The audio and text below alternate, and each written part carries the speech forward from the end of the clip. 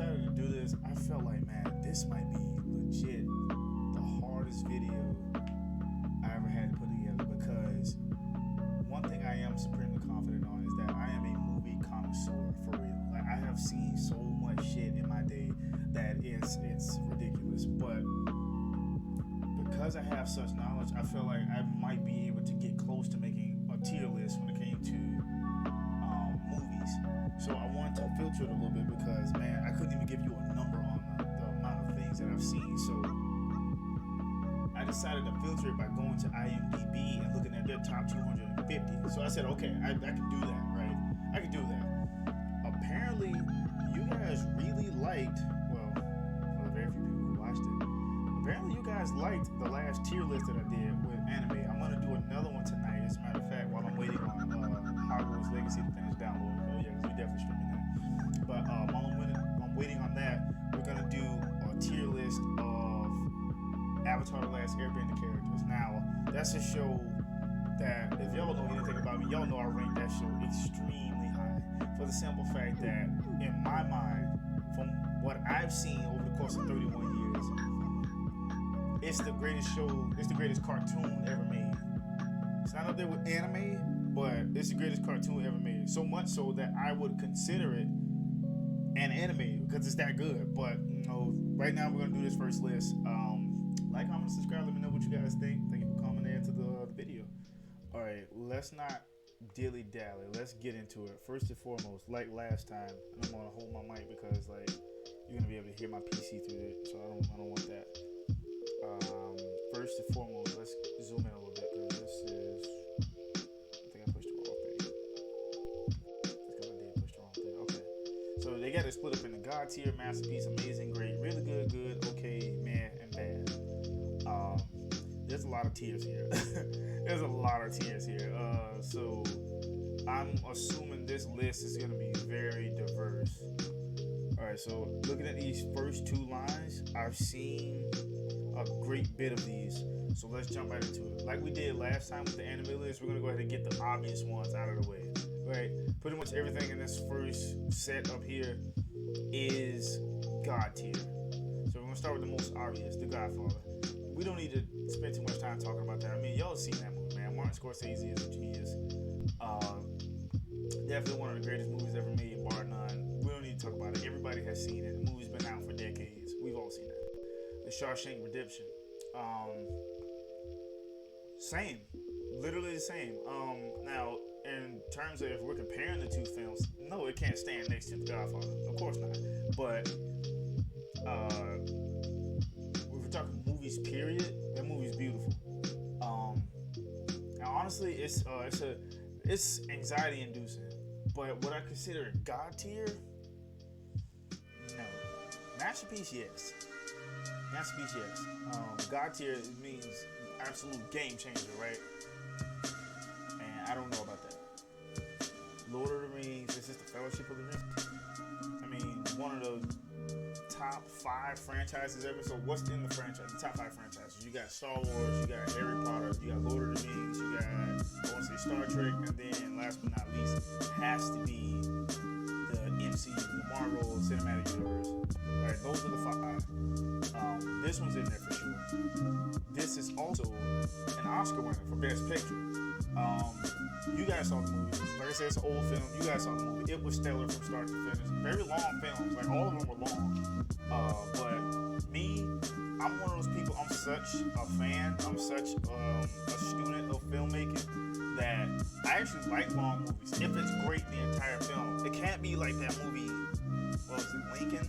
Starring Daniel Day-Lewis. It can't be like that. Like, that's long and drawn out. Like, the movie was boring. There's a lot of talking parts. There's a lot of hard-looking themes. Like, it doesn't grab me. This, Fight Club, might be the most underrated movie of all time. It's up there, right?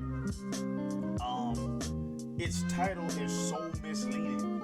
If you've seen it, you know exactly what I'm talking about. Like, it starts off like your normal, I guess you could call it a crime drama, right? And then it just takes a turn. And when I say turn, I mean a full 180. And then it becomes this stylish, gritty, funny psychological thrill ride that you did not know you were going on. And spoiler alert for people who haven't seen it, the realization at the movie, the big reveal at the end of the movie when we found out that Edward Norton's character was Tyler Durden, like that threw everybody. And when you found that out, everybody had the same reaction. How do we not know? Because they were in the room together, but like it was always weird, especially that one scene where Edward Norton's character, I can't think of his character's name in the movie. His character closed the door to the cellar, and he was talking to Marla. Like he had to stand up for himself, and he didn't let Tyler do it. Like when I realized that, when I started thinking about it, I'm like, yeah, it was right there in our face the whole time. But is this movie God tier? I think not. Extremely likable. Extremely likable film, so it's gonna get stuck in masterpiece. That movie was great. Alright, moving on. So we got Forrest Gump. I'm gonna be real with you, y'all probably not gonna like what I'm about to say, but Forrest Gump might be the most overrated film of all time. Before you say anything, I'm not saying it wasn't great, because it was, but that's it. It's gotta be in this list somewhere. That movie, Forrest Gump, robbed, I mean absolutely committed highway robbery, committed a bank robbery, armed robbery of Pulp Fiction. Yeah, matter of fact, there it is right there. There's no way in hell is Forrest Gump anywhere near as good as Pulp Fiction. That's bullshit. I don't know what the Academy was thinking, ranking that best picture over Pulp Fiction. I'm still mad about the shit. That was the early 90s. I'm still mad. But let's not take away from what Forrest Gump was. That movie was one of the best stories we've ever seen told on film, so I will throw it in masterpiece. And of course, Tom Hanks, like he always is, his acting was great. Like, of course, Inception. That's gonna go in the God tier. Another, if I'm right, another Best Picture winner. Another psychological thriller. This movie was a game changer. We already know what I'm talking about. That anti-gravity fight in that hallway, I think they were in a hotel or something. Like, yo, that was trippy because how realistic it looked. It really looked like the room was turning and the whole building just lost gravity in it for a second. The actors, I don't know how they had that fight look so real while the room was turning. It's like you literally were in the room with them while it lost gravity and it lost its axis. Like that scene just blew my mind. But you honestly, you gotta be a smart person to understand the movie the first time you watch it. Like a dream within a dream. Like you gotta know what you gotta know. Okay, so we got Lord of the Rings. I want to say this is the Two Towers. Don't even talk about it. Don't even talk about it. I think it was a Best Picture winner. I'm pretty sure it was. That goes up in God tier. It goes up in God tier. Now, what do we have? We have The Empire Strikes Back. Okay. I don't know if I've said this out loud to too many people. I am a huge Star Wars fan. Massive Star Wars fan. Now, I didn't read the comic books growing up because I was born in 1992. I didn't read the comic books growing up. Out of the, 9 films that were made, Star Wars films, not counting like Rogue One and, not the spinoffs. I'm talking about the main story. Out of the 9 films in the main story, that one might be ranked number 1 all time. A lot of people didn't like Revenge of the Sith. I really liked that one. That was one of my favorite ones. I think my most favorite one was... Oh, this is a tricky one. Honestly...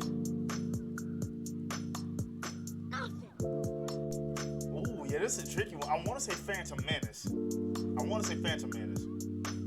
But it might be Attack of the Clones. Because that was the first one we really saw Yoda get busy. Like, we saw him get busy with a lightsaber. So that jumped out of me at the theater. Like, I was going crazy watching that. Oh, okay, here we go.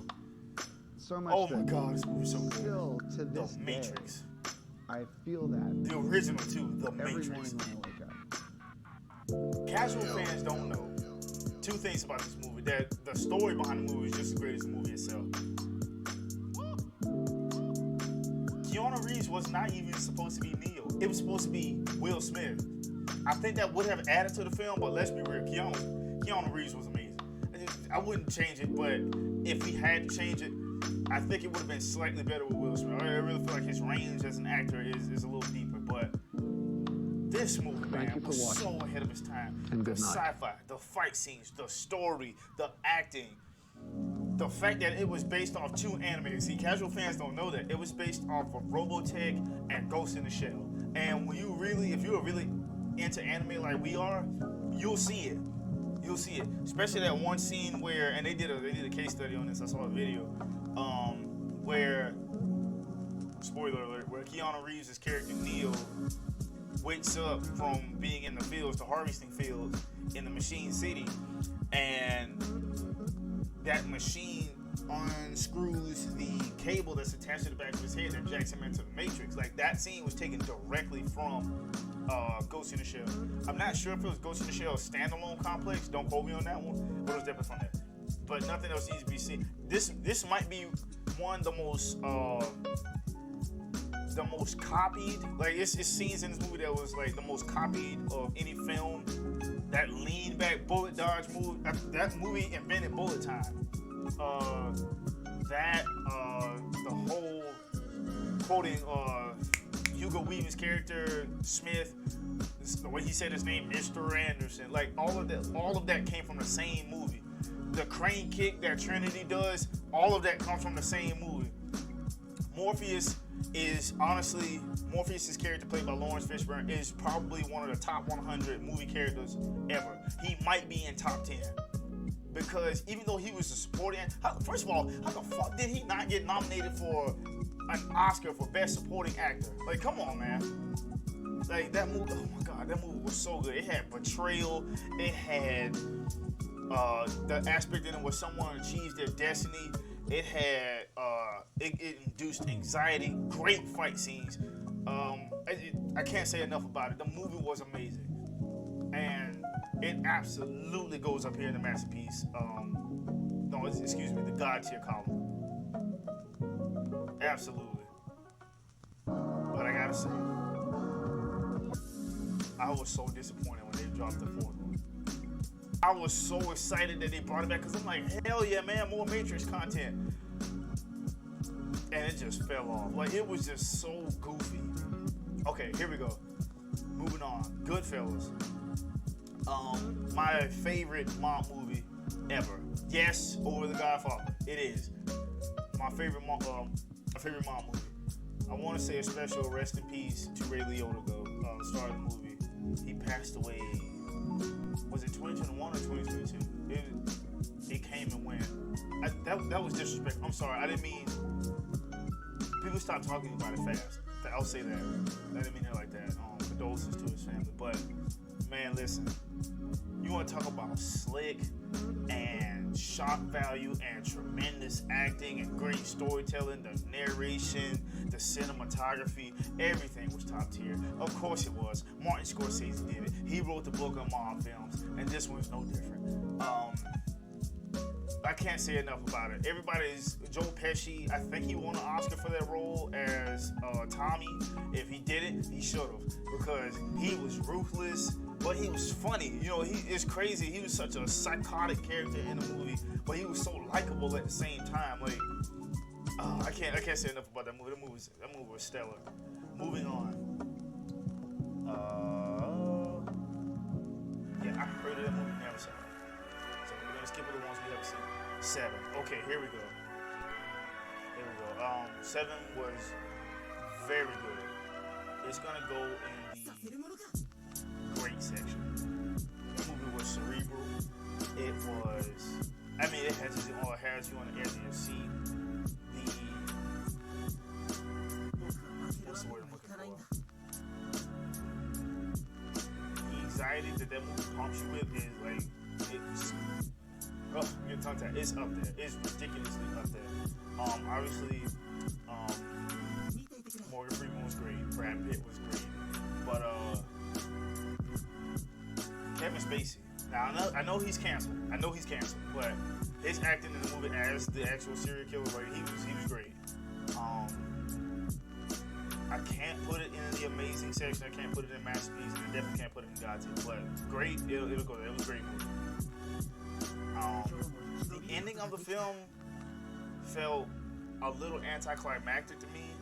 It was a huge shocking moment when we seen what happened, but like, Yeah, it was a little anticlimactic to me. That's the only reason why I can't rank it higher than that. Okay, here we go. Silence of the Lambs, another Best Picture movie, Oscar winner. Listen, this movie is damn near scary. It's going in God tier. Let me go ahead and get that out real quick. It's going in God tier. The movie's kind of scary. It's that creepy. Ted Levine as Buffalo Bill, or excuse me, Jamie Gum, which that sounds like the name of a serial killer. He was great. Like his acting was top tier. He gave you that one line, it rubs this lotion on the skin or less it gets the hose again. Like that's where that movie came from if you guys haven't seen it. That and the other line that he gave damn near in the same scene. Just put the fucking lotion in the basket. Like the way he said it, like you could tell, like his acting was so good in that movie. You could tell it was a screw loose up here. Like he was trying to hold it together, but like he was so violent, undercover with it. But let's move on to the real star of the show, Hannibal Lecter, Anthony Hopkins. First of all, everybody knows Anthony Hopkins is a great and incredible actor. There is no better evidence than his role as Hannibal Lecter. When I found out that one scene at the beginning of the movie where Jodie Foster's character, Clarice Starling, when she goes to visit him in prison to interview him, and I guess he tried to spook her, and that little hissing sound he did with his lips, I can't even do it as fast as he did it.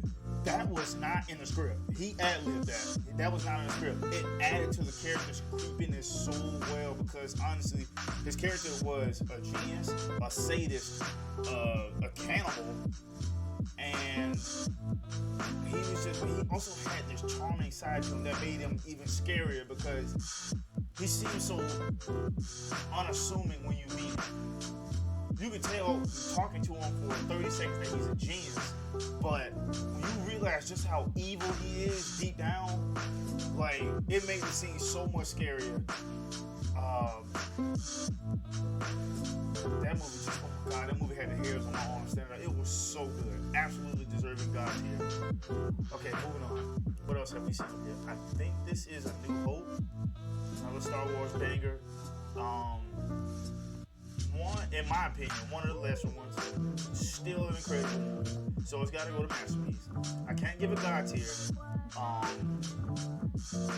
But that's me personally. I can't give it God tier.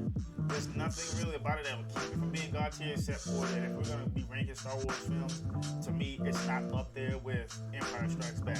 Especially because Empire Strikes Back, just like The Matrix, gave us so many quotable scenes that we will remember forever. Like one of probably the top 3 most mean and most repeated line ever. Luke. No, wait, because people make this wrong. Hold on, how did it actually go? No. Yeah, he said, no, I am your father. Yeah, because a lot of people say, Luke, I am your father. It doesn't really go like that, but man, we already know. Like, the movie is incredible. Is this Saving Private Ryan? Yes, it is. I saw that movie. That movie was great. Did that win an Oscar? I think it did. That did win Best Picture, didn't it? Let me know in the comments, because if I get this wrong, I'm going to be so disappointed in myself, but I'm pretty sure it did. But I'm going to throw this up there in the Masterpiece section. I want to give it God tier. Wait, hold on. Let me really think about this movie. No, that's going to God tier. That's going to God tier because I can't think of a reason not to give it God tier. One, I like war movies. I definitely like retro war movies. I always have. And this is probably my second favorite retro war movie. My first favorite retro war movie was Inglourious Basterds. I hope I see that in this list because it's definitely going to God tier. There's too much to say about this movie. I love the person who everybody's acting was great in the movie. The story was incredible, but I think that was Matt Damon's early days. It was a story he was telling about. I think he was telling about his brother. At this bar, he wrote that whole shit out. That was not in the script. And then how he was telling it, like he really sounded like a young guy who was trying to keep it together and say something funny to like lessen everybody else's anxiety and lessen everybody else's shock of war. That scene really showed me. I said, okay, this dude's gonna be incredible for the rest of his career, and we're absolutely right on that one. I can't believe they got anime films in here. I love that. Okay, Spirited Away. I think this was in the last anime list that I did. This movie was a masterpiece. But then again, Miyazaki, like when does he not make a masterpiece? I talked about it in my last video, so I don't want to spend too much time talking about it, but it's literally one of the top 10 greatest anime films ever made. Like, no question. No question. The Green Mile. I'm gonna tell y'all something, and don't crush me on this. I have never seen that. I have never seen it. Don't crush me. I already know. I know. I know it was incredible. I've heard nothing but stellar things. I have never seen it. Interstellar. Oh, y'all already know me. Okay, here we go. I'm gonna start gushing. First of all, I love Matthew McConaughey. I love Anne Hathaway. I love Matt Damon. This is my favorite space/sci-fi movie ever made. This is my favorite one. The scene where, y'all already know what I'm about to say. The scene where Cooper sacrifices himself to let Anne Hathaway's character travel to their new home. I forgot what they named it. I think it was Planet Wolf.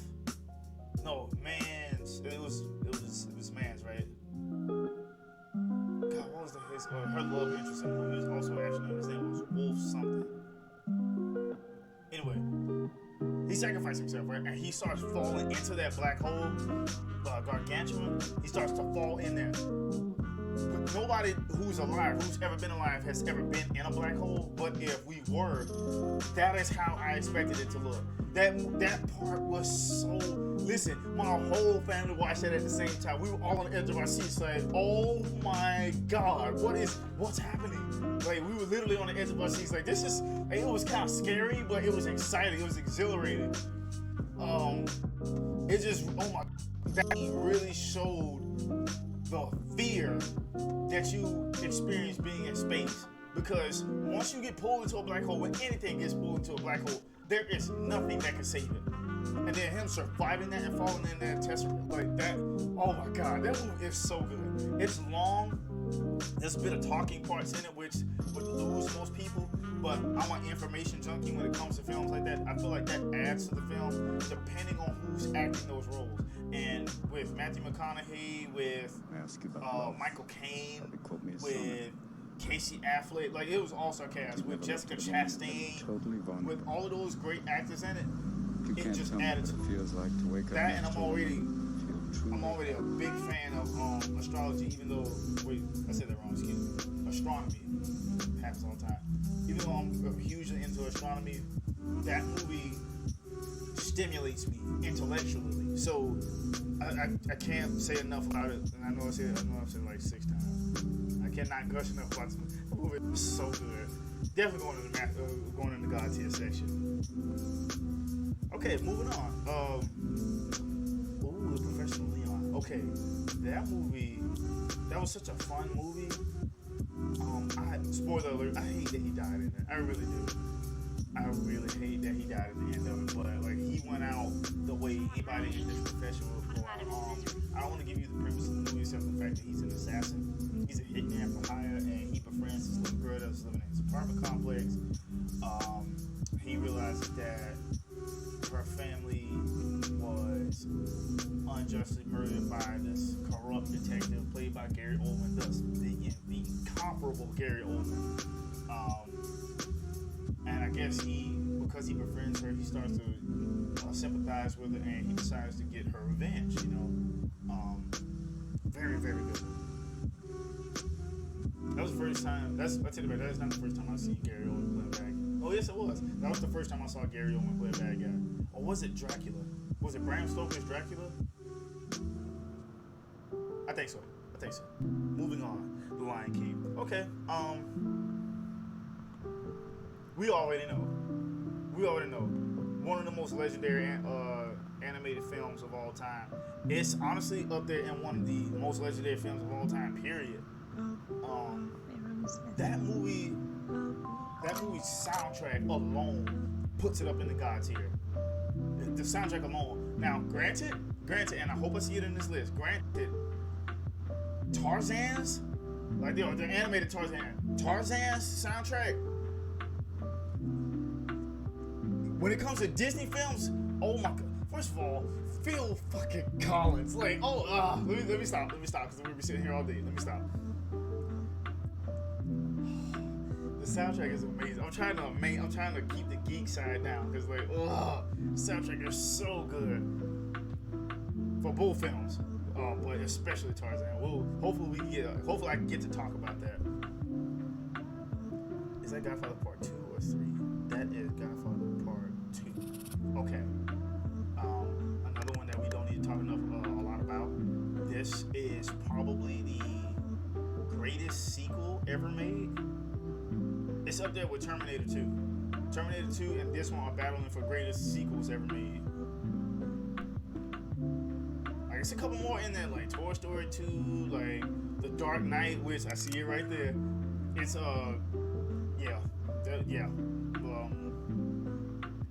like I said, Martin Scorsese wrote the book on mob movies. That one is no exception. I have not seen Parasite. I'm trying to get all the ones that I know I've seen out of the way. Okay, The Dark Knight. We all know that this movie is renowned for setting the new standard when it comes to superhero films. Everybody's acting is top tier, but a person who I hate what happened to Heath Ledger. He won Best Actor, this Oscar for Best Actor posthumously, which there was nobody else that was more deserving that year. That was the 08 year. But a person whose acting isn't talked about enough in that film is Aaron Eckhart as Harvey Dent / Two-Face. Like, he went from being optimistic to cryptic to damn near scary. Like, you can slowly see him slip into madness as the film goes on, and then that last spoiler alert, when Rachel was murdered, like, that was the straw that broke the camel's back. That, he lost half his face. We already know his story.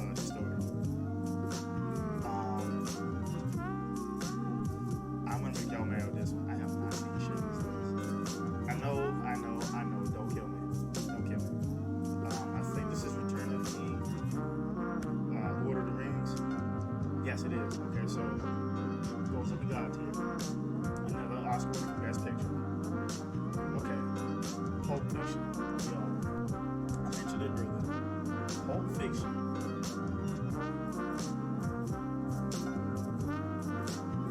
Is in my top 10 most favorite films.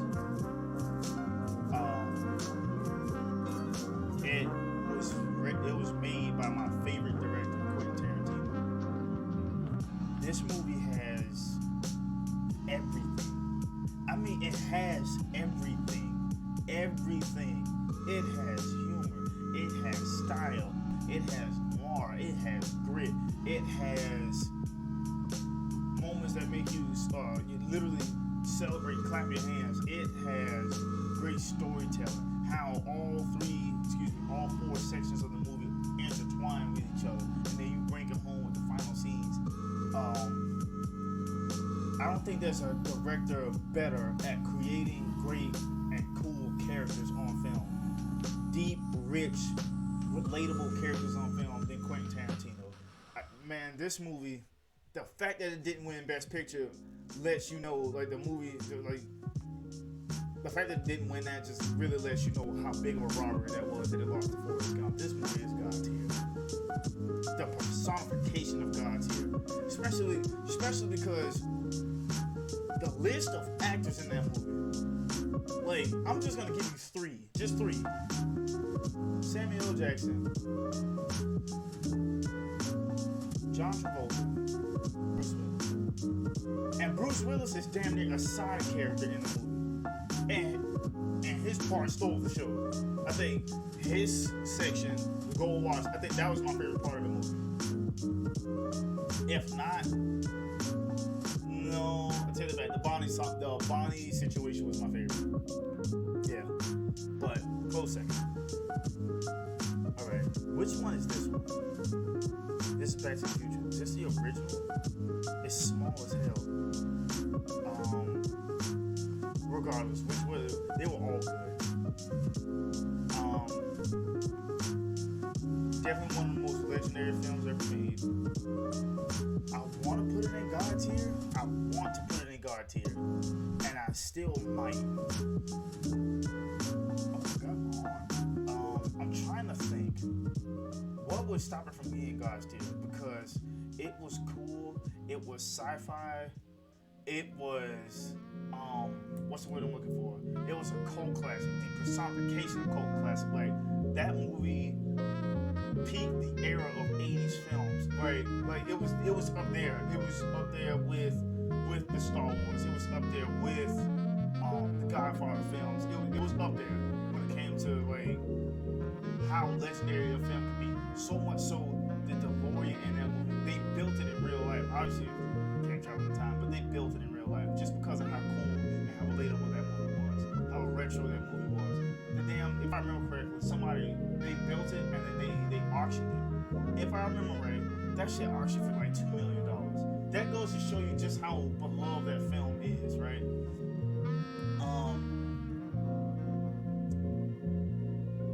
Christopher Lloyd's character was quirky and knowledgeable and just over the top.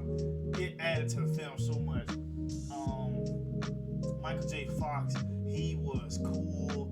He had this unsung hero thing about him in the film. Like we've seen it. We all have seen it. And then it had a rock and roll aspect toward the end of the movie. Like the movie was great. So much so I'm gonna bump it up. It's going to God tier. It is. That movie's too good to not put it up there. Alright, moving on. Oh, there it is. Terminator 2 Judgment Day. Here we go. As I mentioned before, this movie and Godfather Part 2 are battling for greatest sequels ever made. They're up there with The Dark Knight too. And I saw that down there. I put that up there too. Another movie. Just like The Matrix was so ahead of its time when it came to the achievements that they made with CG, with CGI, with special effects, with sound editing, with cinematography, and then the acting was great. Then the action was incredible. Then the story was complex and well written. James Cameron is a damn genius.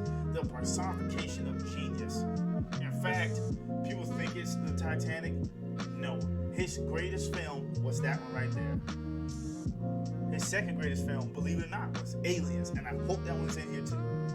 I don't need to talk enough about this movie. That movie,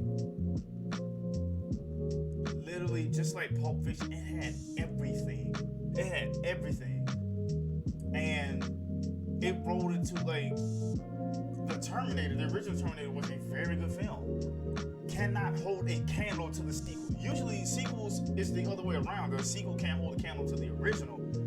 The sequel was so good. It got emotional. It got psychological. Think about knowing that. Think about getting confirmation that you, at age like 13, realized your mom was right when she told you that you're the hope for the human race. You are the sole reason why the human race will continue to survive. Like, you were told that your whole life, and then you got told that that's bullshit, and then one day you get a living embodiment proof right there standing in front of you in the flesh and in the steel in the form of Arnold Schwarzenegger's T-800. Like, what do you say to that? That, and then the movie was then the action was at the top tier. It had some of the best action scenes we've seen. The motorcycle chase with the diesel truck.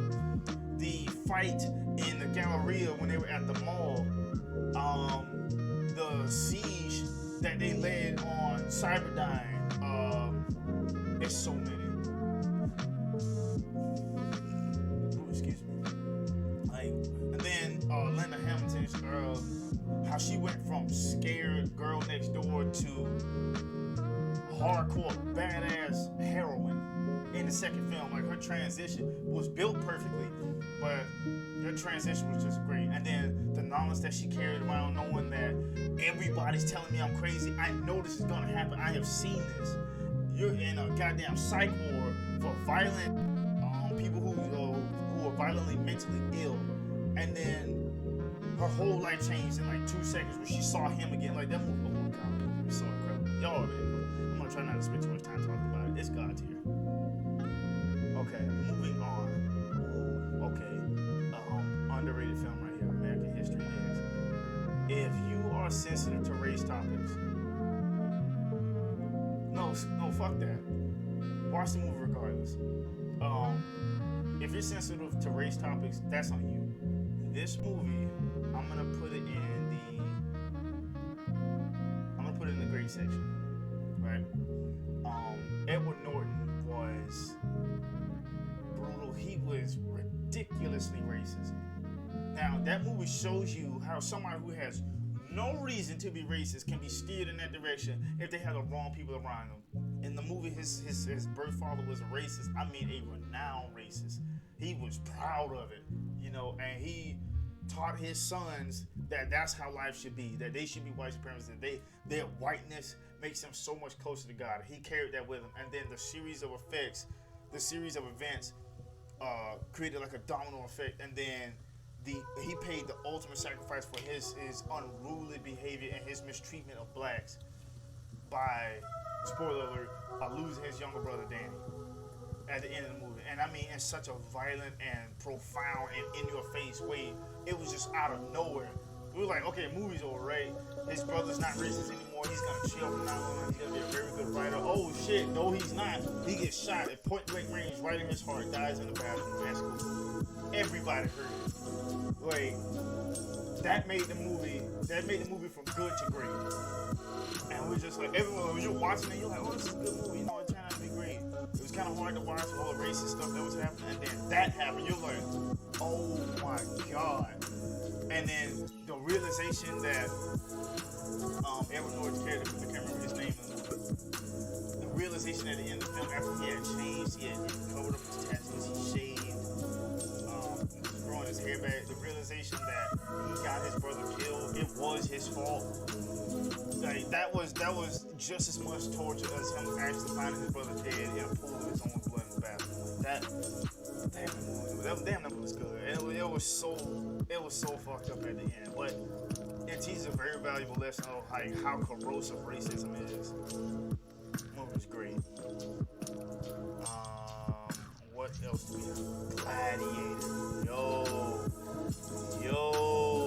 Did Russell Crowe win Best Actor at the Oscars for this role? Because if he didn't, he got robbed. First of all, I don't think I ever told anybody.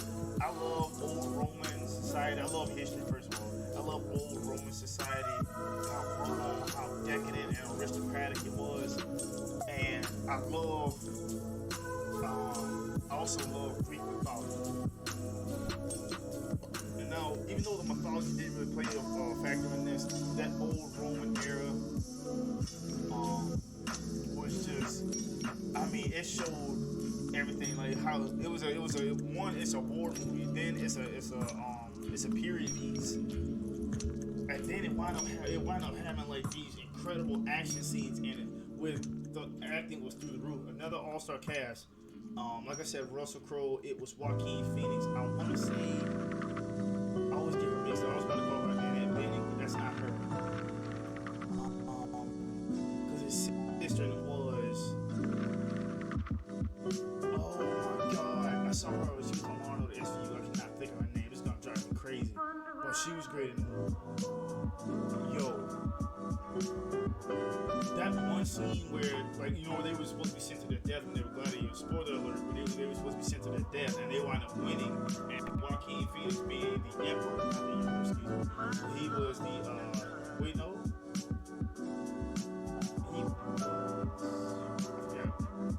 he was the emperor. Yeah, because he killed his father, yeah. He was the emperor. He goes down there to congratulate him, and then Russell just turns his back.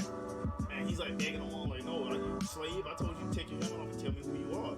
And he's like, all right. Took his helmet off. I am Maximus Decimus Meridius.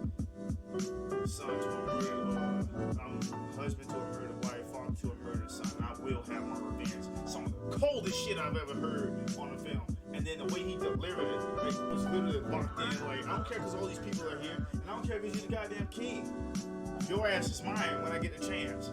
Like, that was some cold stuff. Oh my god. Like I said, spoiler alert, I hate that he died at the end, but it added to it, you know. Yeah, I mean, yeah, Joaquin Phoenix hold him in that fight that they had at the end. But he didn't go down alone. But yeah, that movie's God tier, for sure. Okay, moving on. The Departed. That movie is so good. This movie had probably one of the most shocking and unexpected death scenes in it. Spoiler alert, when Leonardo DiCaprio got shot in the face at the end of the movie by, I don't know that character's name, but he got shot in the face by a corrupt cop when he was trying to expose Matt Damon for being a rat. He was the one who sold out Costello, and then he sold out the police, the cops that he was with.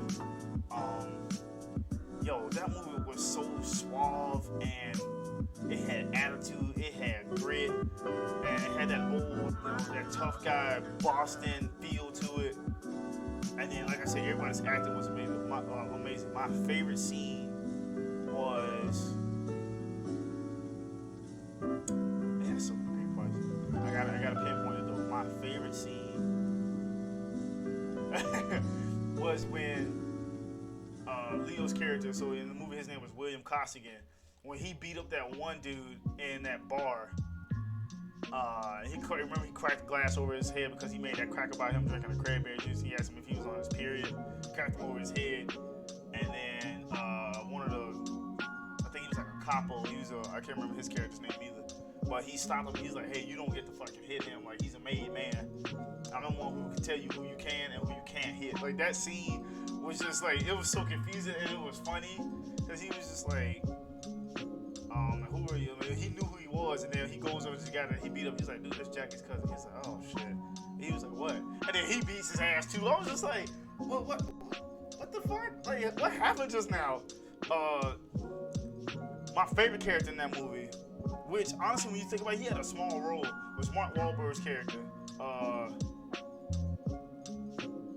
It started with a D.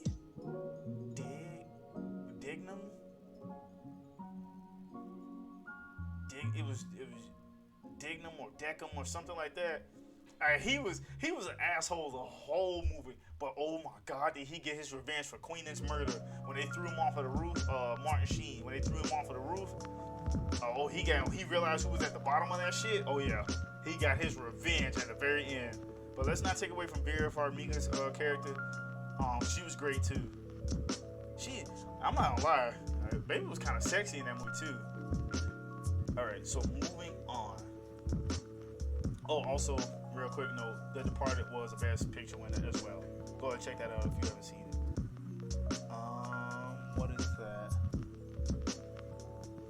No, haven't seen that. Okay, now we're getting into some other shit. Alien. Okay, the original Alien.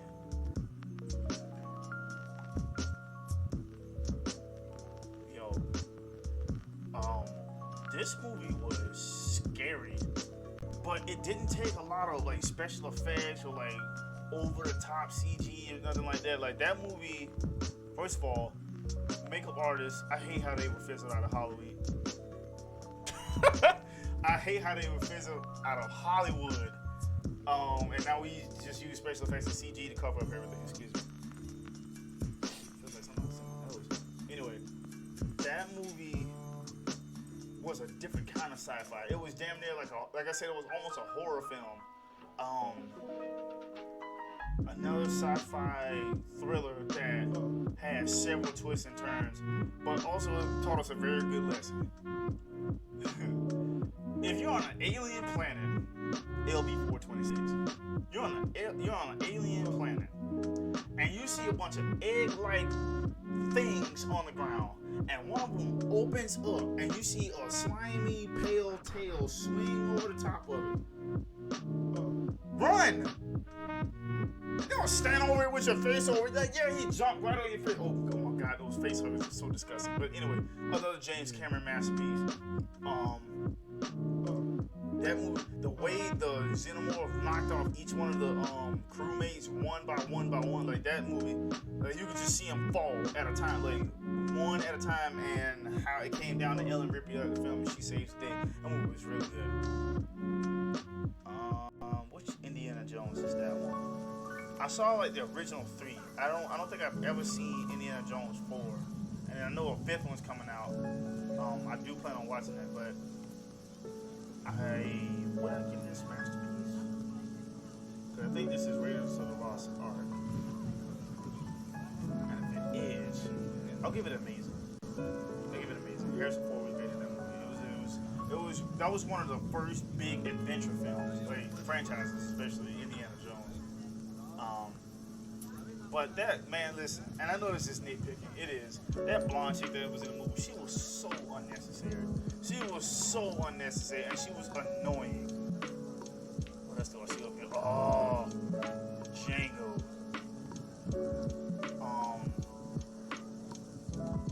My second favorite period movie. Christoph Waltz absolutely 100% earned his Oscar for Best Supporting Actor as Dr. King Schultz. He was optimistic. He was inspirational. He played this role of, protector and guide, and his role in the movie was so pivotal into the whole film. Like, he stole the show. Even though Jamie Foxx's character, and Jamie Foxx was amazing too. Even though he stole the show with his acting. Even though Jamie Foxx was amazing, but like him, I hate. Spoiler alert! You be right here. I hate that he got shot and killed at the end of the movie, but oh my God, was he great. And the way he was just like, he had this quirky side to him, how he was so unassuming, he was so non-threatening, and then you wind up realizing that this man, he's a hitman, he's a contract killer. But everything he did was justified. But the entire movie, he was just a very good man, justified the entire time. He did do one atrocious act. He did do one fucking thing. He killed that one dude. The guy had a bounty on his head. He was a bad person, but he killed him in front of his son at rings. Like, that shit was not cool. But that movie was not meant to be funny, but it had scenes in it that was hilarious. That one scene where, oh my God, what's his real name? Well, in the movie he plays, he's Big Daddy in the movie. They were at his plantation. That scene where it's him and Jonah Hill and the rest of the KKK members, they're all sitting around on horses. That conversation about the bags that they were wearing on their head and how poorly the eyes were cut out, that conversation was, hilarious. Another Quentin Tarantino masterpiece. One of my top 2 favorite films from him. Oh my God, that movie was so funny. It was especially Big Daddy. He was the funniest person in the movie. If y'all haven't seen that, y'all asleep. But absolutely God tier. Special flowers go to Leonardo DiCaprio's character, because I know it was very difficult for him to have to say the word nigger in the movie so frequently, and with to being able to say, having to say it, period. Which, that's another thing with Quentin Tarantino films. Like, the white characters in the movie, they love saying not just N and not just nigga. They say the hard ER, the real racist one, nigger. They say it in almost all his films. Anyway, but Leo's character, his acting was up there, definitely Oscar worthy, even though he didn't get it because of Christoph Waltz. All right, moving on. What else do I see that jumps out at me? Joker. Okay, y'all probably don't like what I'm about to say. Let me start off with something good first. Joaquin Phoenix was definitely the Oscar winner for Best Picture. For Best Actor, excuse me. He definitely deserved it. But the movie itself, It was hard. It was hard to watch. It was a psychological thriller. And you slowly watch him slip into madness. Somewhat justified. This is hurting my arm holding this thing. Somewhat justified, but the movie itself was not that memorable. It really wasn't. His weird and terrible dancing in the film added to the cycle that was Arthur Fleck, but other than that, there was nothing memorable about that film except for that one big scene toward the beginning of the movie where he really became the Joker and he killed those 3 men on that subway. Oh my God, I should have said spoilers. But I mean, the movie's been out for years. But anyway, yeah, it was a great movie. Actually, it was a good movie, but his acting was so incredible, it made it a great movie. That one scene where he shoots Robert. Spoiler alert. When he shoots Maury, what was it, Murray? He shoots Murray, which is Robert Downey Jr. Robert De Niro shoots Robert De Niro's character in the face on live television. Like that shit brought the movie home. That's what pushed it into great status. Because other than that, it was just good. Moving on.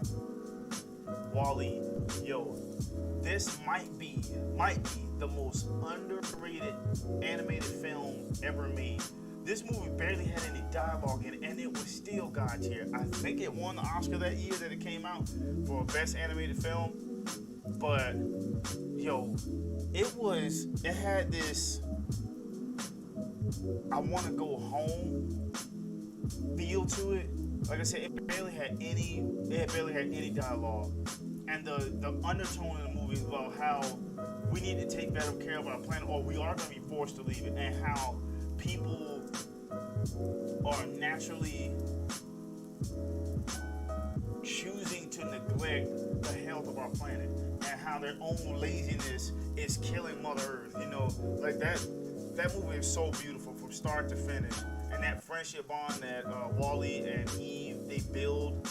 It really became like an Adam and Eve thing, and they had to like restart the planet, and with one plant at a time. And how he took it upon himself to try to rid the world of all the pollution and everything. That movie was so good. I remember I watched that by myself like 12 years ago, and it was one of the best decisions I have ever made. Because when I first heard about it, I'm like, okay, well, what's special about it? Then I kept hearing things, and I went and watched it. That movie was beautiful. Chef's kiss. Okay, so The Shining.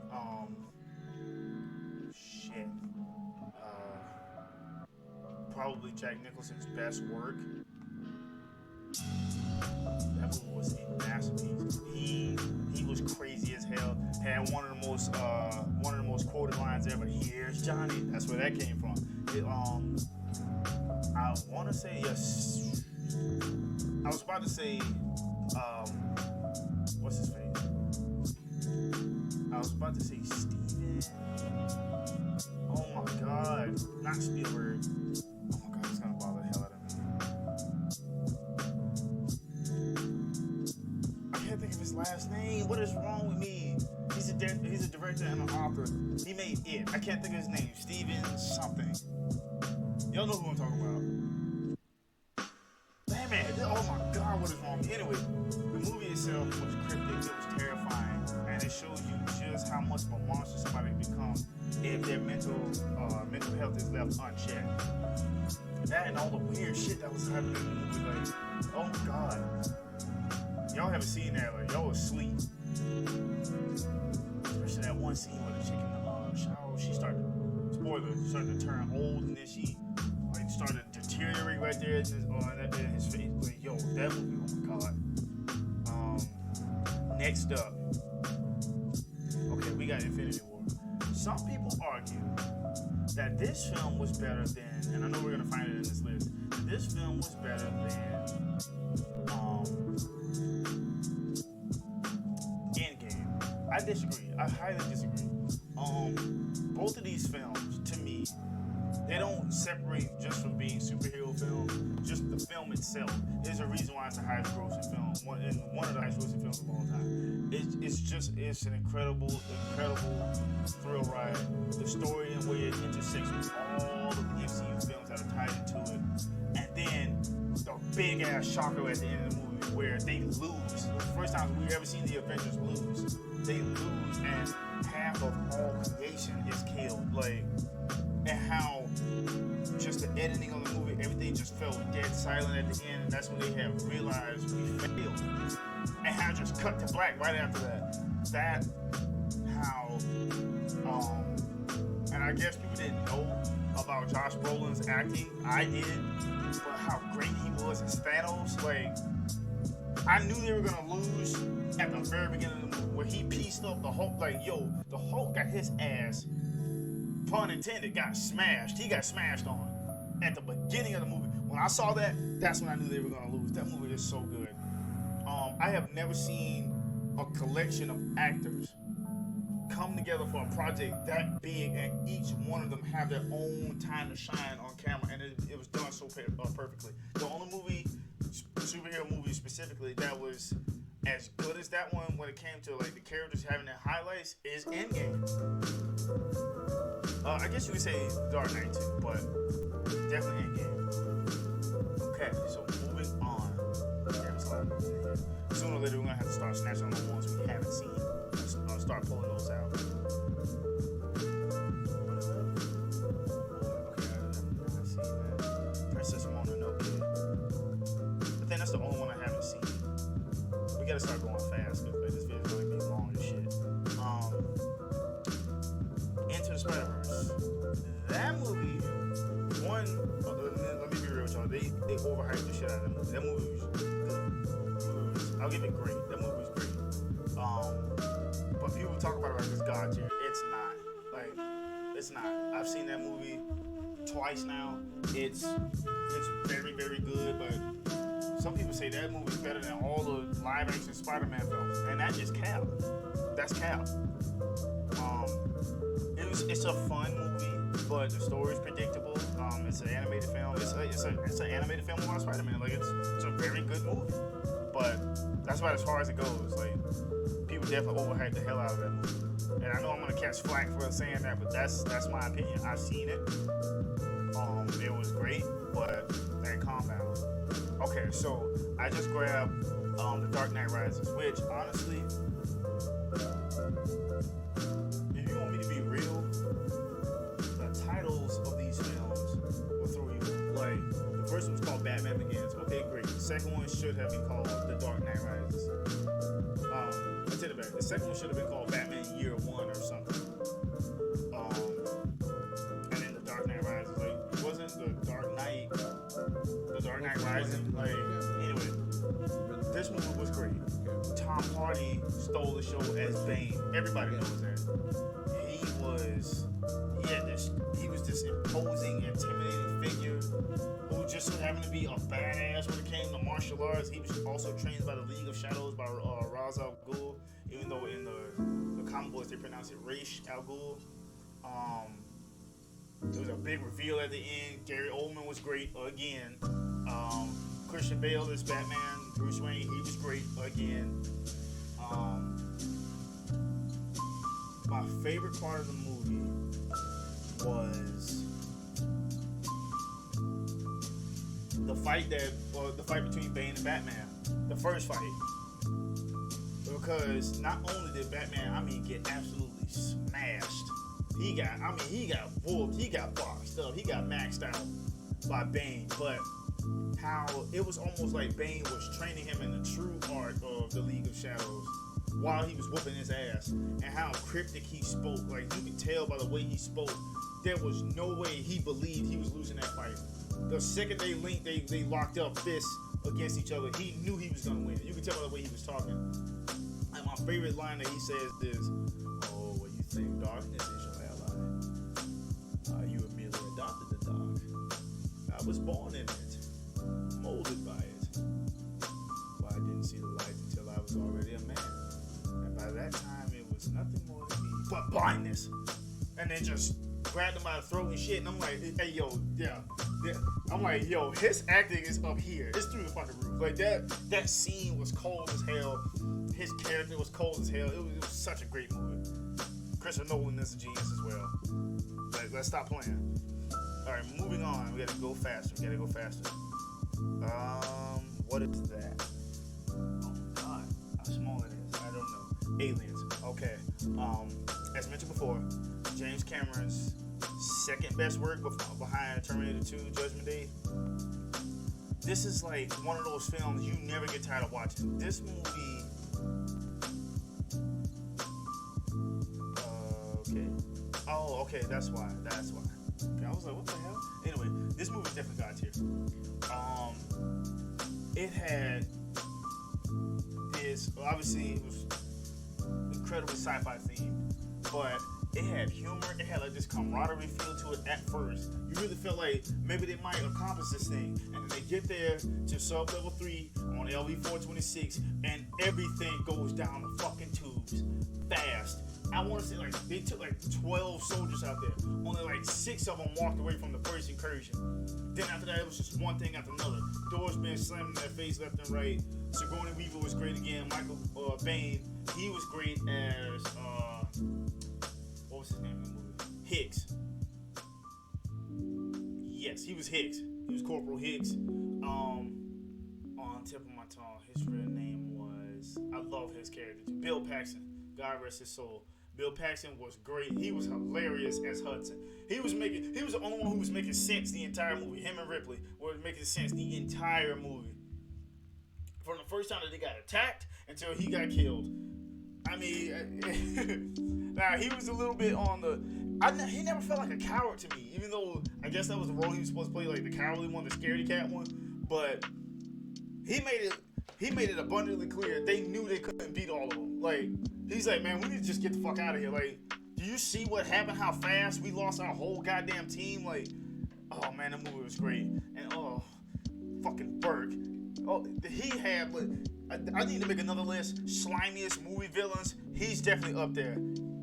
What kind of man unleashes one of those disgusting face huggers in a room, locks the door to kill? Look, 2 of them, as a matter of fact, locks Ripley and Newt in that room so that they can be impregnated by those disgusting ass creatures.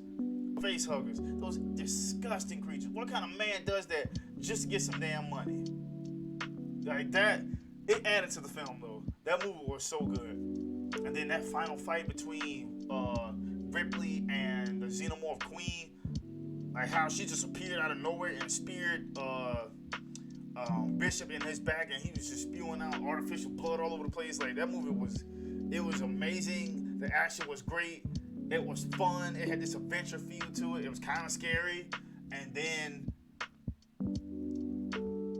at the same time, the whole film was just wrapped together in this nice little sci-fi horror film package. Like, again, James Cameron, genius. Moving on, and there it is, the aforementioned Avengers Endgame. One of very few films that I would actually call perfect. I wouldn't change a goddamn thing. To me, what really gave this movie shock value, other than the fact that it was just the embodiment, not embodiment, but the amalgamation of everything that they had been working for what was it, 10 years at the time? I think that came out in 2018. It was 2018 or 2019, something like that. It was like, you really feel like the book was being closed on it. Like the way they encapsulated everything in that film was just so beautiful.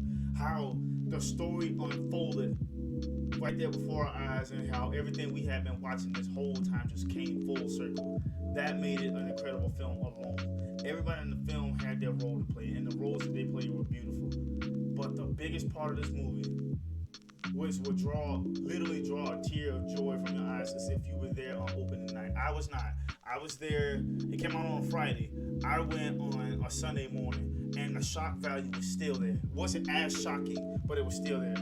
That scene when Iron Man and Thor and Captain America were all fighting Thanos and losing.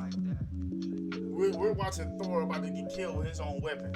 Out of nowhere, slow-mo, somebody zoomed in on Mjolnir. Somebody picks it up. I thought when I first saw it that Thor reached out to it, right? Kind of like with the Force. I thought he reached out to it. Then we saw it crack him in the shoulder, crack Thanos in the shoulder, come back, and the reveal that it was Steve Rogers, Captain America, who was wielding it. to see. If you were not there in the crowd, you missed the experience. Not an experience. You missed the experience. I had never heard a movie theater crowd react like that to a reveal ever. Ever. It was the most beautiful, joyous sound I had ever heard. Like almost to the point where it was about to bring a tear to my eye. Music. It was so amazing. That one moment was just, it brought the kid out of everybody who went to see the film. It brought the kid out of everybody. I jumped out of my seat like a 10-year-old. And I'm like, oh my God, I'm shouting. Everybody in the movie theater was shouting in enjoyment and in shock. A couple rows down to my left, to my left corner, this one man stood up, and I guess he went with his best friend. I remember him shouting at him. He said, I told you, bro. I told you. What the Marvel films do to people, I feel like very few franchises can replicate that. What Marvel films do to people, very few franchises can replicate that. That moment, and then right after that was another monumental moment when everybody who was snapped out of existence, when they came back, and the first voice he hears is Sam, and he says, on your left, like they did when they first met. That made that bring that full circle, and then the first person who walks through, God rest his soul, was Chadwick Boseman's Black Panther, King T'Challa, comes walking through the hole. Everybody lost their minds. Everybody lost their minds. It was such a beautiful moment. That, and then minutes later, another enormous moment. Snap. Iron Man had took away the Infinity Stones away from Thanos, and I am Iron Man. That was the first line that started the MCU. And to end it that way, I cannot gush enough about it. That movie was perfect. That movie was perfect. I never get tired of seeing that movie. Sometimes I find myself going back to YouTube, listening to the crowd reaction when he picked up that hammer. When Cap picked up Mjolnir, like that was, to me, that was the biggest moment in cinema history. Because of the way it made people feel. Like, moving on though. I know I took a lot of time on that one. Scarface, yo. Top 3 mob film. Top 3 mob film. Did Al Pacino win Best Actor for this? Because if he didn't, he got robbed. Did he? Everybody has seen it. I don't need to talk about that one a lot.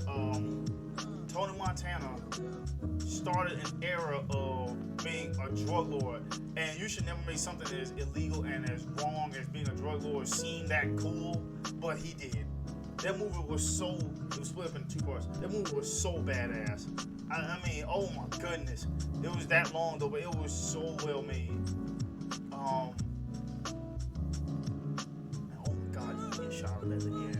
I hate that they killed his sister, but it added to the shock value, so yeah. Okay, here we go, moving on. Coco. Yo, I only saw this movie for the first time. I've only seen it once, and I only saw this movie for the first time last year. I saw it for the first time last year. That movie almost made me cry. And I'm as masculine as they come. That movie was so beautiful and sad. How in Mexican culture, if you don't remember somebody out loud, if you don't celebrate somebody's memory, they fade away to existence. Like just hearing that's some sad shit. That movie was so beautiful and so colorful and so filled with love and music and energy. Then it had a huge reveal at the end where, spoiler alert, we thought that Miguel's hero, I can't remember his name, we thought, he was his hero, and then for him to find out that not only is he not his hero, he killed his great grandpa. Like, he wound up being the villain of the movie. That movie goes to show you what people will sacrifice for fame and success. Okay, moving on. What is this? Taxi Driver? I actually never saw that. We gotta stop throwing them never seen. I ask you about love. I said that earlier. Probably quote me a sonnet. Which Toy Story is this? Toy Story 3. You've never loved This a is woman one of the very totally few film vulnerable. franchises that just kept can't its tell me what it magic. feels It like to switched wake up up next to a its woman form who of magic, but it kept its magic the more films it made. It's almost inconceivable how these films went from great to great to great to great to great as time goes. Like there's no drop off in cinematic skill. There's no drop off in quality. All four of them were amazing movies. All four of them had life lessons. All four of them had humor. All four had great storytelling. And then it ultimately came down to doing what you have to do to protect your friends and family. And also it come down to the art of letting go.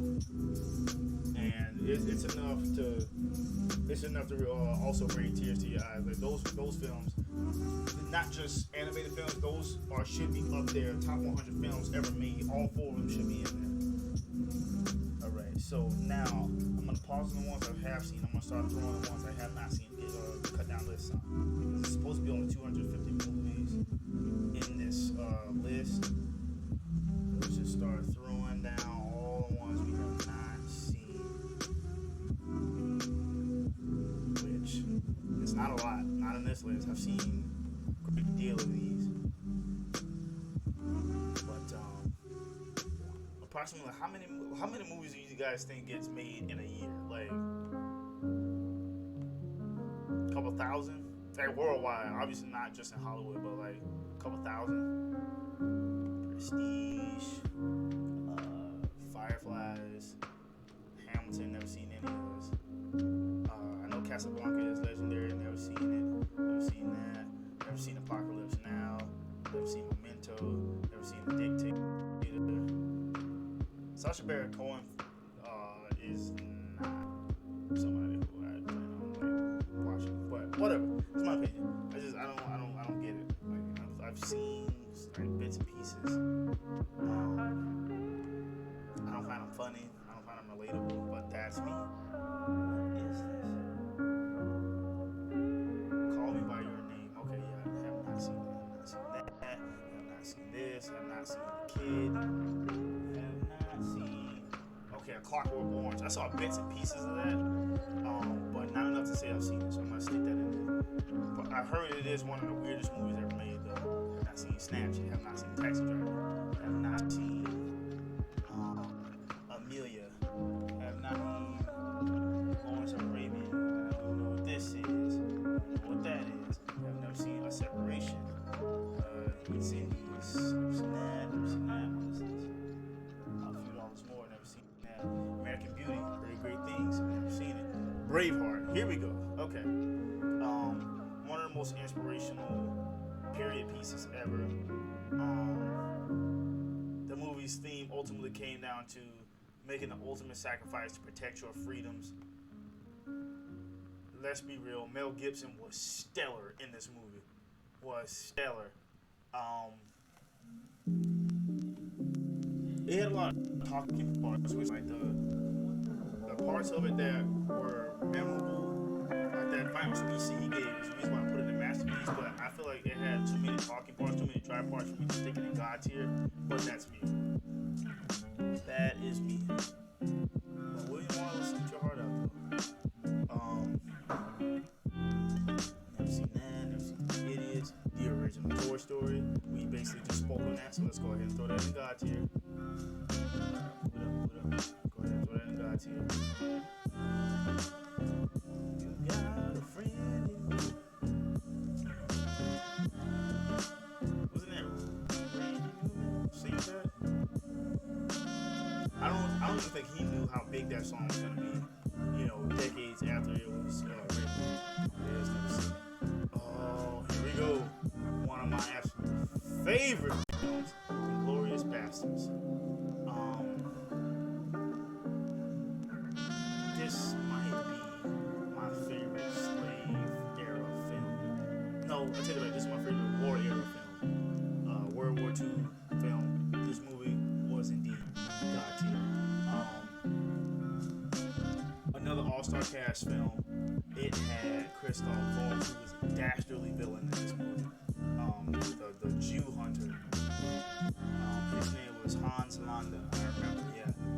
Pitt was great in this movie. He was Aldo Rain. Then you had a small cameo by Mike Myers. You had Michael Fassbender. You had Diane Kruger. Yeah. Wait, no. I always get her.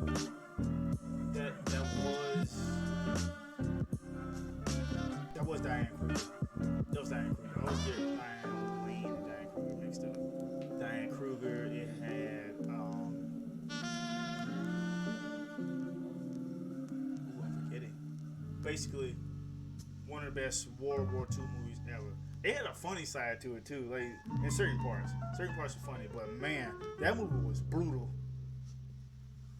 My favorite part was honestly probably the most shocking and hard to watch part of the movie, where Donnie's character, Donnie, beats that one Nazi Gestapo soldier to death with that baseball bat, and how realistic that looked and sounded. Like, oh, hard to watch. The Return of the Jedi, masterpiece. Gotta stick that in the gods here. It's gonna be hard to scroll up. I hope I don't lose track of it. That story came full circle.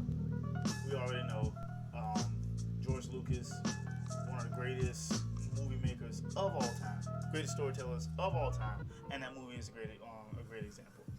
Don't even need to go into that. I'm trying to speed this up. Good Will Hunting. I don't think I've ever seen that. Don't kill me.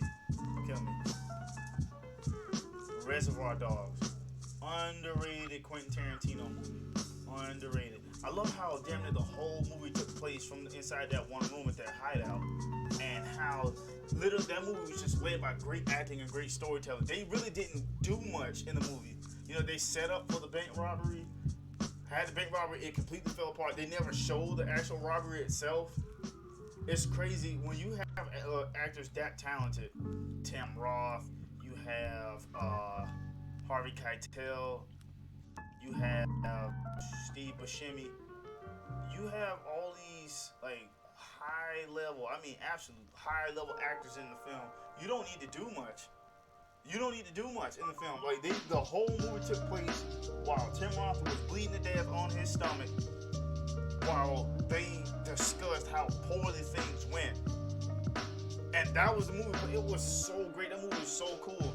And again, another one of those Quentin Tarantino films where, for some reason, one of the white characters just has to say the word nigger. Like, is that his way of like getting that out? Like he's always wanting to say it and not get in trouble? Because I always think about it. I'm like, damn, where's like white people always saying the N-word like his movie? Like, what's up with that? Dream, never seen it. 2001 Space Odyssey. Heard good things, never seen it. I don't know what that is. It's like never seen it. Eternal Sunshine of the Spotless Mind, never seen it. Heard about it. Never seen that. 1917. Great movie. Another period piece, another old war movie. This one takes place in World War I. I want to give it masterpiece. Well, yeah, I can give it masterpiece. But it doesn't do a great job of separating itself from war films. But for the fact that it is a war film, like Dunkirk, it's so similar to Dunkirk. Even though they take place like 30 years apart. Very, very similar. But both films are great.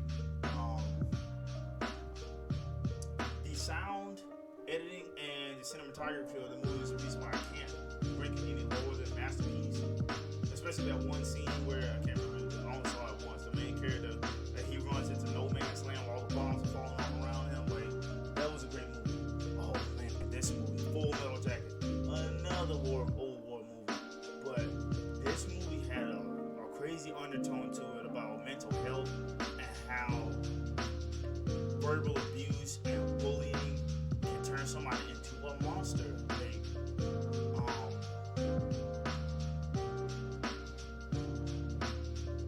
I don't think it was stated well enough how good Vincent D'Onofrio's acting was as Gomer Pyle. But yo, when you watch him, you could see it. Like, he started losing it, like, upstairs. He had no friends. Everybody hated him. He was being verbally abused every day by his drill sergeant. To Kill a Mockingbird. I don't even want to talk about that movie. That movie was hurtful to watch, but let's call it for what it is. That was a great movie. That was a great movie. It's really messed up how it ended too. I'm not gonna go too much into it. That because I don't remember a tremendous amount about it, but from what I do remember, it was a great movie. And again, it really shows you how, even I know back then, of course, but even today, how race heavily influences our society, and it should. The one I just grabbed, Up. This movie feels like it's incredibly underrated, but I think it won an Oscar. But it feels underrated, but this movie was so good. It was so good. It was such a fun movie, and then its undertone about the art of letting go. That's the whole symbolism to using the balloons to lift up the house, which is impossible. I don't give a damn how many balloons you have. You're not going to carry your house, but it's an animated film. Who cares, right?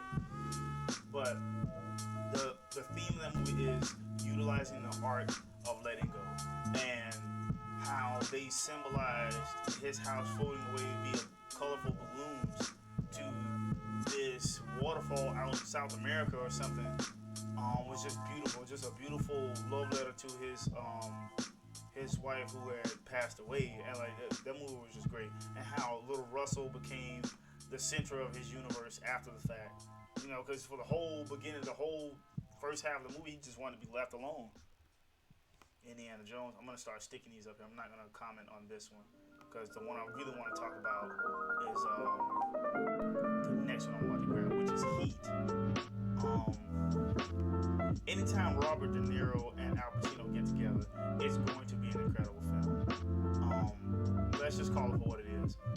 There's not a lot that needs to be said when it comes to when you stick the two of them on film. But when you throw the two of them and Val Kilmer into the same film, and then you sprinkle in a little bit of God, what was his name? Ted Levine. You sprinkle him in there. And then you give a great story and an amazing final scene. But I gotta tell you, like, this movie is a masterpiece. I gotta tell you though,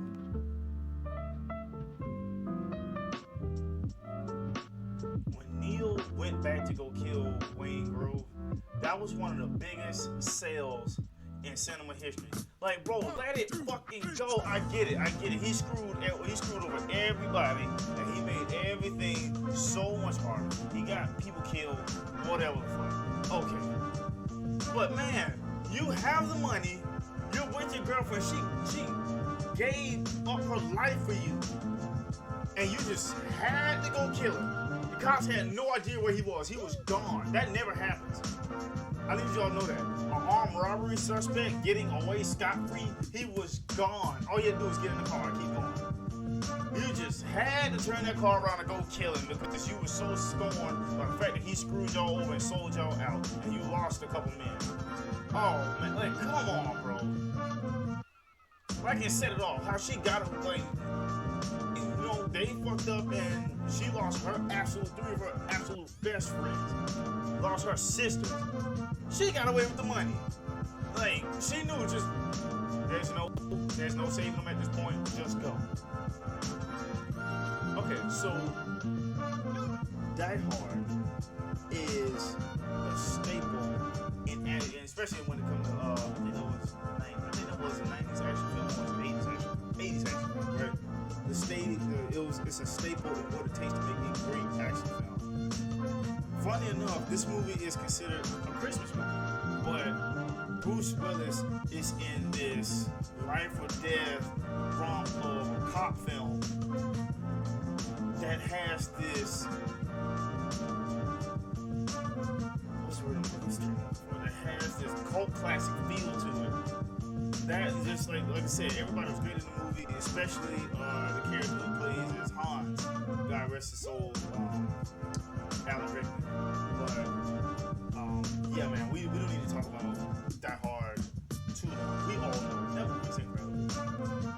That movie is badass. That one scene where he had to jump off of Nakatomi and swing down by that fire hose. Yo, I don't think I did it. The margin for error is enormous. It's the size of the Grand Canyon. So much could have gone wrong. What in the hell? Okay. Batman Begins. Okay.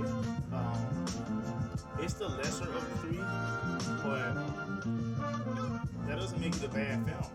In fact, I would go so far as to stick it in the really good section. I can't even call it great. That movie was really good, not great. It's because of, like, the characters are great, the story was great, obviously it's Batman, but the actual fight scenes, like the movie itself wasn't super memorable. Like, you can't think of one very memorable part of the film, of the first film, except that one scene where he jumps down that, basically it's like an atrium on a staircase, a stairwell, that, and all those bats are surrounding him. Like, that's the most memorable part of the movie. And that's the small part. Like, I heard this was great. The Green Book, I've never seen it. Race film. Movies about racism. Downfall, never seen it. Children of Heaven, never seen it. I can't even tell what that was. I'm pretty sure I've never seen it. Never seen that. House Moving Castle. Miyazaki's work. He was a genius. That movie was incredible. It was gorgeous. It was visceral, and it was incredibly stylish. The storytelling, like, if I had to relate him to somebody who makes live action films, it would be like he is to what anime is. He's to anime what Wes Anderson is to live action films. They just have this style that they could create these beautiful worlds, and they do an incredible job of bringing you into that world. And the set pieces that they create, that Miyazaki creates with his work, I don't know if he's the original artist, but whoever he works with, if it's not him, like if it's him, I'm not shocked. If it's not him, I'm a little surprised. But whoever he works with to create these worlds, like it's beautiful.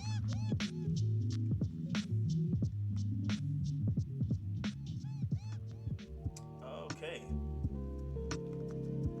I'm gonna cut this down soon because I know this video is getting very long. Casino, another great mom movie. Some of the same cast too. They all use the same people. Robert Downey Jr., Joe Pesci. Susan Sarandon. Sharon Stone is in the movie. I don't think that one is up there with Godfather or Goodfellas, so I'm gonna stick it in the masterpiece section. The Great Escape, The Wolf of Wall Street. Yo, that movie is so likable. I swear. Like, it's the story of Jordan Belfort. You know, he was screwing people over with the stock market. He was a broker. I tell people this, if they ask me to describe it, this movie is a pornographic comedy with incredible acting. That's literally what it is. Margot Robbie, she's a babe in the movie. She's incredible in the movie. Jonah Hill, low-key stole the show. Like, he slept on in that movie. That movie is funny. My favorite part, it was hilarious when they decided to brave the weather when they were out on their yacht to brave the weather, even though a thunderstorm was coming, a tropical storm was coming, and like the very next scene, the yachts get tossed all over the place in the ocean, and Leo comes in screaming at the top of his lungs, "What the fuck is going on?" Like, it was the way he entered the room. Oh my god, it was hilarious. The way he entered the room. Pan's Labyrinth. I think I fell asleep on that movie, so I'll stick that one in there. The Secret in Their Eyes. I have not seen that. No, that is Raging Bull. Heard of it, never seen it. My Neighbor Totoro. Miyazaki's work, but I have not seen that one though. Beautiful Mind, never seen it. I don't know what that is, but I'm pretty sure I have not seen that either. I'm gonna talk about one more movie, and then we're probably gonna end this video because, like I said, that's a lot. Y'all can sit here all day, and I don't expect y'all to have. I don't expect y'all to have the attention span. So I need to sit and watch this whole thing. If you do,